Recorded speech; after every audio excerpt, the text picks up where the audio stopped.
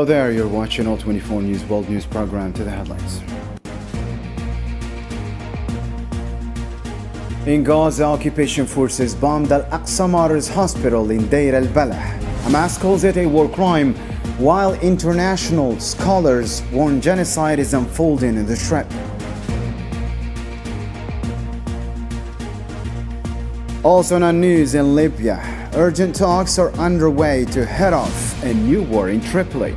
Council President Al-Menfi met the army chief as the Presidential Council reviewed plans to shore up security.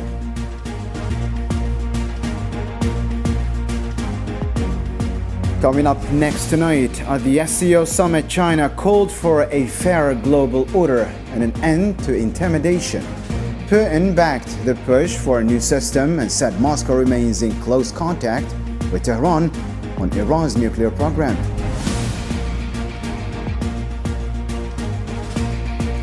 And later on, Putin blames the West for prolonging the war in Ukraine. Zelensky says new air defenses are coming, while the EU accuses Russia of trying to assassinate its commission chief. The details are straight ahead.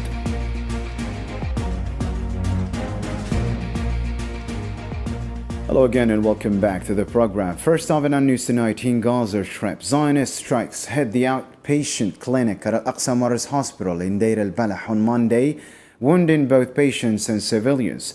Local media say the attack even struck a tent set up inside the hospital grounds. The hospital is now making an urgent appeal for a generator to keep life-saving services running, warning that power cuts are putting nearly 1 million people in central Gaza at serious risk.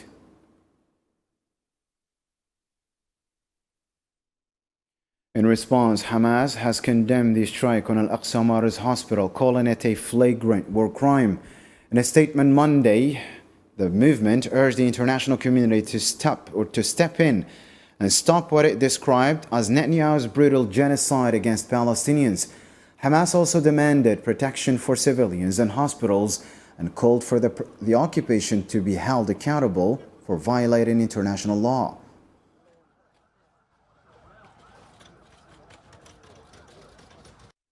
In another development, dozens of Palestinians were killed on Monday in a wave of heavy Zionist strikes across Gaza Strip. Hospital sources say 35 people died in attacks on homes in Gaza City.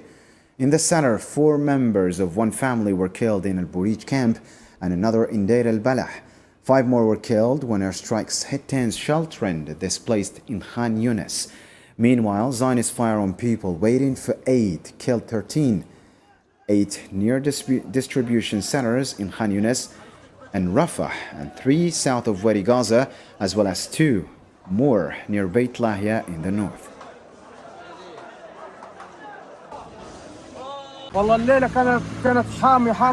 This night was very intense. I did not sleep all night. There was a lot of bombing. Sounds were very loud. I'm still awake since yesterday at 7 o'clock in the morning. I want to find a place where I can stay with my sons and daughters. I don't know where to go. Moving out needs money, and I cannot even find something to eat. It has been 2 months without food. I don't know where to go. I borrowed money from this and that. No one is standing by me to give me money, and no one is standing with the Palestinian people either. Meanwhile, Gaza's health ministry says 9 people, including 3 children, died from starvation in just 24 hours. That brings the toll from hunger and lack of treatment to 348 Palestinians, among them 127 children. Officials note that 70 of those deaths have come since the United Nations formally declared famine in the Strip.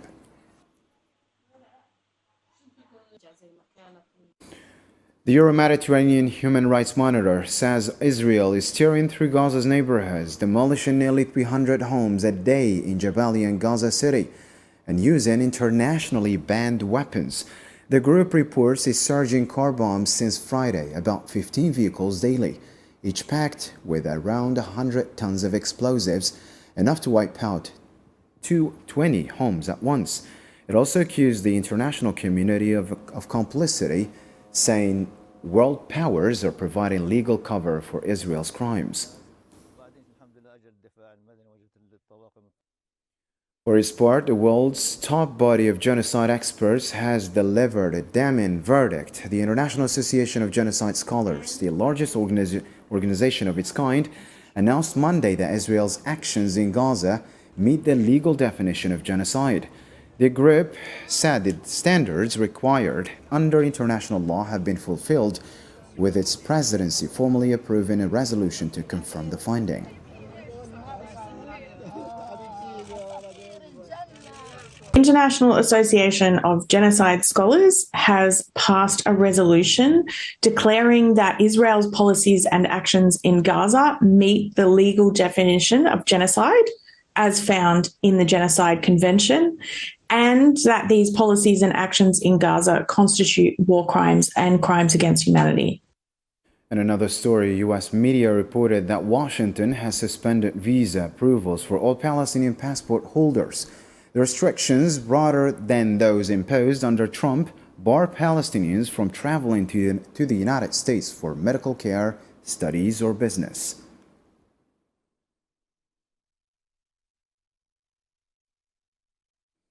Meanwhile, in the occupied West Bank, Zionist forces continue to use harsh tactics to uproot Palestinians leaving residents without running water for years and forcing them to walk miles for this basic necessity. The full story was there for Jenny.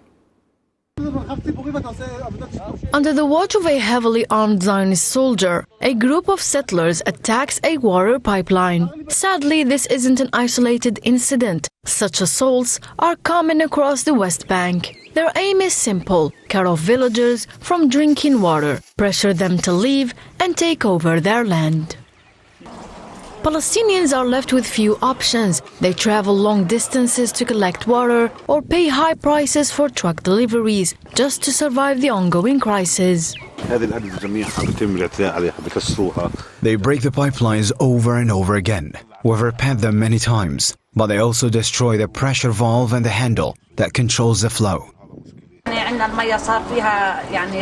We don't have water because of these settler attacks. They cut off the supply to Kafr Malik, which is the main source of water for the West Bank. That is why we had to come here to get what we need.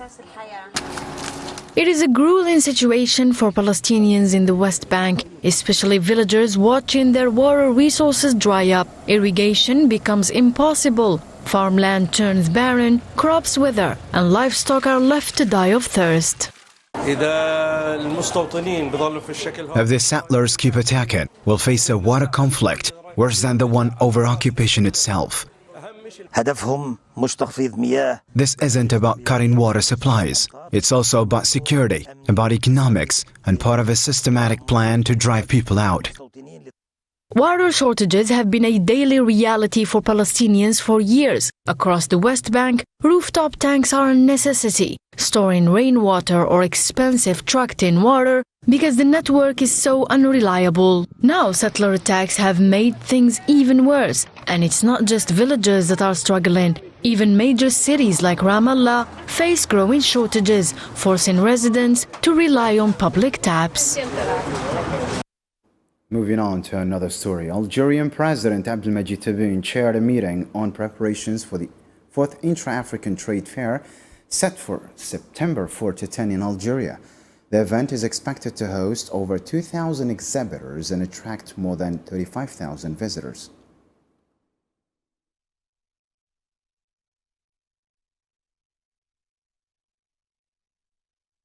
Just 2 days ahead of the Intra-African Trade Fair, a key driver of the AFCFTA and a boost for African industrialization, organizers stress its goal of fostering sustainable, inclusive, and equitable growth across the continent. Kareem Faz-Zakri reports now.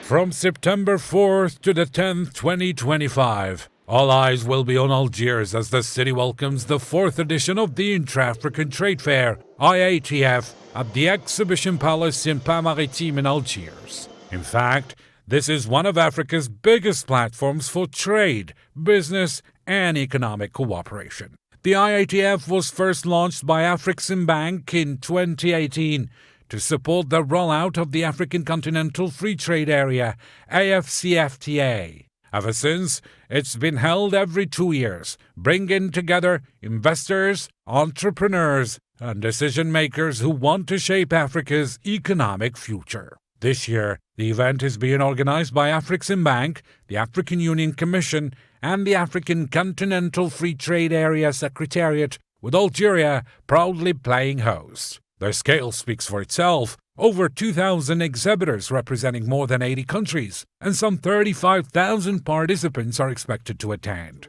But beyond the big numbers, IATF 2025 is about something way deeper, turning the African Continental Free Trade Area into a reality on the ground and building Africa's single market step by step. The African Continental Free Trade Area is no small ambition. We're talking about a market of 1.4 billion people, with a combined GDP of over $3.5 trillion.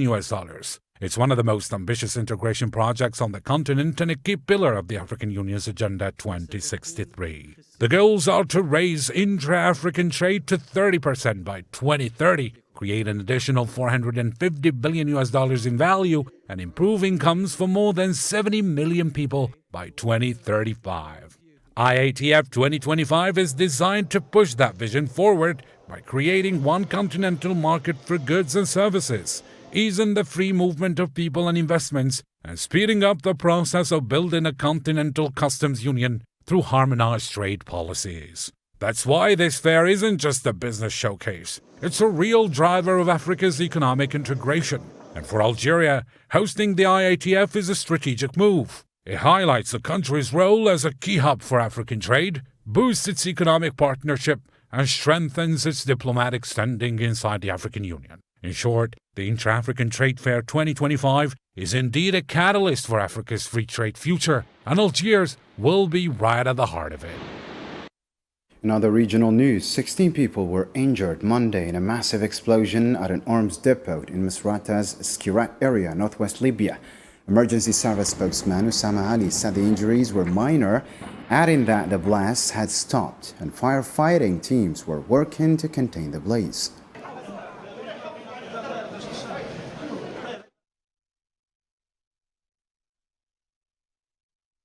Tensions are running high in Tripoli. Military movements and armed mobilizations on Monday sparked fresh fears of escalation in the capital. Sofian Kanturi has more. On a under mountain strait, the Libyan capital Tripoli is once again bracing for political conflict. Military movements and heavy armed deployments around the city have raised fears of renewed fighting between rival factions. Tensions spiked after forces from Misrata signaled plans to enter Tripoli, while the 444 Brigade declared a state of general mobilization amid intense drone and helicopter activity. In response, the Presidential Council has accelerated diplomatic efforts to defuse the crisis, as its Security and Military Arrangements Committee reaffirmed its mandate to preserve stability. The committee stresses the need to uphold legitimacy in all military and security movements, with any activity outside official frameworks considered a serious violation of existing laws and agreements. Full commitment to the ceasefire remains essential to safeguard lives and property, and all forces must return to their bases, refraining from any unauthorized deployment inside cities or beyond official assignments. The United Nations Support Mission in Libya also stepped in, urging all parties to prioritize dialogue and avoid escalation in the capital. The mission warned that any use of force could spiral into violent confrontations, placing civilians at risk. The mission calls on all parties to continue dialogue to resolve disputes as soon as possible and to exercise maximum restraints to avoid escalating tensions or endangering civilians. Any action involving the use of force, deliberate or not, risks triggering violent clashes. The recent military build-up is a major source of concern among Tripoli residents. We urge the authorities to ensure clashes are prevented in order to protect civilians in the capital.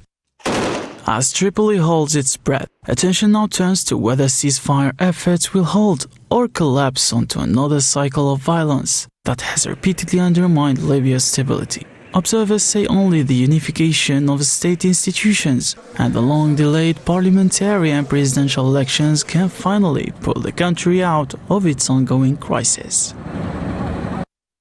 Still in Libya, Presidential Council Chief Mohammed al-Manfi met in Tripoli on Monday with the Army Chief Mohammed al-Haddad to discuss the security situation and efforts to ease tensions in the capital. According to the Council's media office, the talks centered on de-escalation, stability, and strengthening the ceasefire.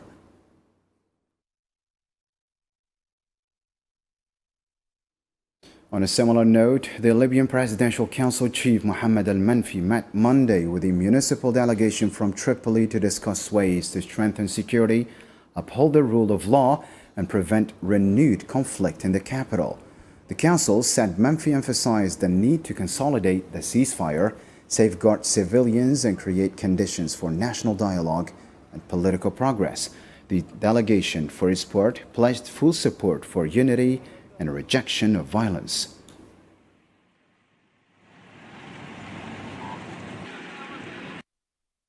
Spain, the regional government of Melilla has declared a state of emergency over the growing influx of underage migrants from Morocco. Mayor Juan José Embroda urged Madrid to probe their origins, enforce the Spain-Morocco return deal, and suspend repatriations, warning that inaction fuels illegal entry and leaves minors vulnerable to criminal networks.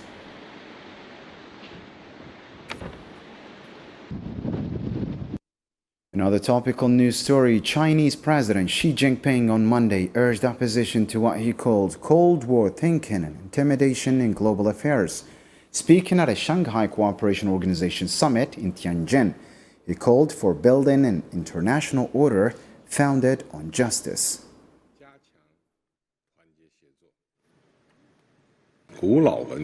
We must promote a correct historical perspective on World War II and oppose the Cold War mentality, bloc confrontation, and intimidation policies pursued by some states. The current international situation is becoming chaotic and complex. The security and development tasks facing member states are growing more challenging. As the world undergoes upheaval and transformation, we must continue moving forward and fulfilling the organization's missions more effectively. For his part, Russian President Vladimir Putin voiced support for Xi Jinping's call to build a new global order, saying Moscow is ready to consider Beijing's proposals. Addressing the SCO summit, he stressed the need for a more effective system of global governance, criticizing what he described as some countries' insistence on dictating international affairs. We have listened very carefully to all the proposals put forward by President Xi Jinping for the creation of a new global governance system that is more effective and efficient. This is of great importance, given that some countries continue to cling to a policy of diktat in international affairs. Russia supports President Xi Jinping's initiative and wishes to begin a serious discussion of the proposals of our Chinese friends. I believe the Shanghai Cooperation Organization can take a leading role in efforts to build a fairer and more equitable system of global governance, one based on respect for international law and the core principles of the United Nations Charter. Such system would be balanced, take into account the interests of as many states as possible, and guarantee both their sustainable development and their security. Russian President Vladimir Putin said Monday that Moscow remains in constant contact with Tehran on key international issues, particularly Iran's nuclear program. Speaking at a meeting with President Masoud Pezeshkian on the sidelines of the SCO summit in Tianjin, he described Russian-Iranian ties as friendly and full of opportunities across multiple fields. We are in constant contact on various aspects of international agenda, including the situation regarding Iran's nuclear program. I would like to highlight our friendly relations as well as the special and many-sided nature of ties between Russia and Iran. On the same occasion, Russian President Vladimir Putin blamed the West for fueling the war in Ukraine by pushing Kyiv toward NATO membership. Speaking at the SCO summit Monday, he urged addressing what he called the root causes of the crisis and creating a balanced security order.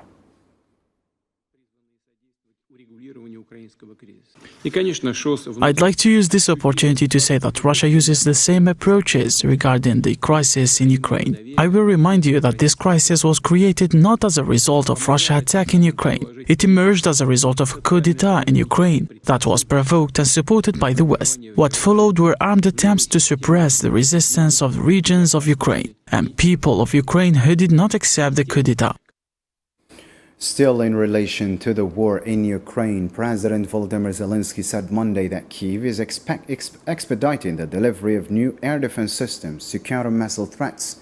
On Telegram, he highlighted active diplomatic efforts with partners and announced a planned technological showcase featuring Ukrainian missile makers, drones, and air defense equipment, predicting a major boost in the quality of deep strikes.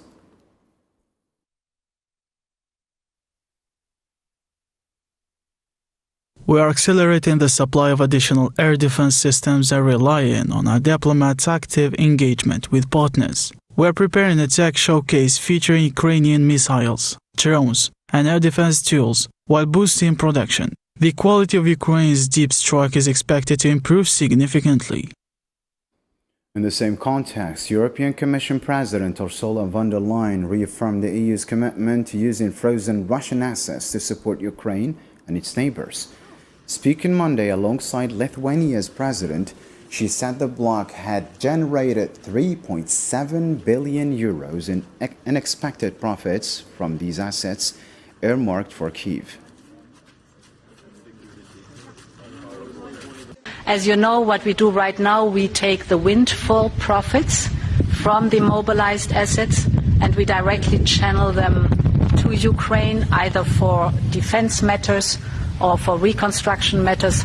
So far, 3.7 billion euros have been generated by windfall profits, and more is to come on a regular basis. But we are also reflecting on the next steps and best use of these assets, because one thing is very clear. Russia, the predator, has to be held accountable for what it did. And has to pay for the damage and for the aggression. The EU has accused Russia of trying to assassinate foreign policy chief Ursula von der Leyen by jamming her plane's GPS over Bulgarian airspace. Brussels cited Bulgarian suspicions of Russian interference after Sunday's incident. The Kremlin dismissed the claims as false and insisted the event did not happen.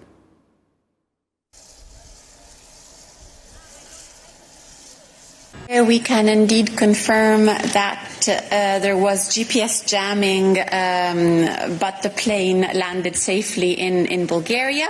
We have received information from the Bulgarian authorities that they suspect that this was due to blatant interference by Russia. We are, of course, aware and used to somehow to the threats and intimidations that are a regular component of Russia's hostile behavior. Of course, this will only reinforce even further our unshakable commitment to ramp up defense capabilities and support for Ukraine. This incident actually underlines the urgency of the mission that the President is carrying out in the frontline member states these days. There she has seen firsthand the everyday challenges of threats coming from Russia and its proxies. And of course, the EU will continue to invest into defense spending and in Europe's readiness even more after this incident. Elsewhere in Africa, at least 16 people were killed and 7 others wounded Monday in Sudan after the Rapid Support Forces carried out fresh attacks on civilians. Local emergency groups said 8 people died in assaults on villages in West Kordofan, while shelling on the Abu Shuk displacement camp in Al-Fashar, North Darfur, left another 8 dead, including 2 children.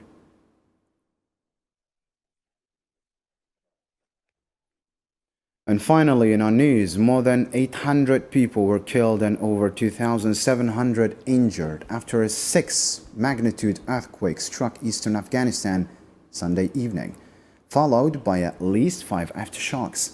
Taliban spokesman said Qunnar province alone recorded 800 deaths and 2,500 injuries, while Nangarhar reported 12 dead and 255 wounded.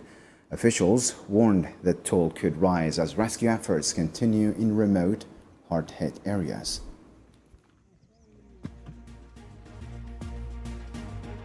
And that wraps up tonight's program. For the latest updates, stay connected with us on our social media platforms. Thanks for spending your evening with us. Have a great night.